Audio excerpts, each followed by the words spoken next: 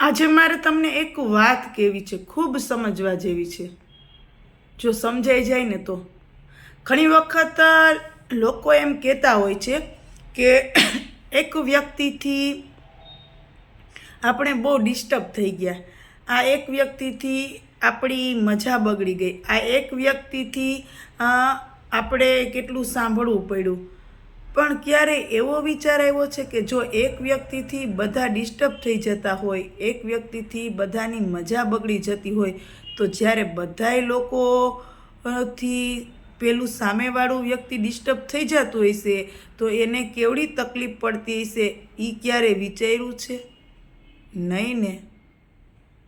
વિચારજો કે જો એક વ્યક્તિ બધાને ડિસ્ટર્બ કરતું હોય, બધા એનાથી ડિસ્ટર્બ થઈ જતા હોય વાતથી, વર્તનથી, તો જ્યારે બધા લોકો ભેગા થાય અને સામેવાળો એ બધાથી ડિસ્ટર્બ જ્યારે કોઈને કોઈ રીતે થયો હોય તો એ કેટલો ડિસ્ટર્બ થયો હશે?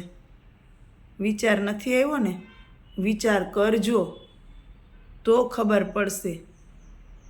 સમજાય તેને વંદન, ના સમજાય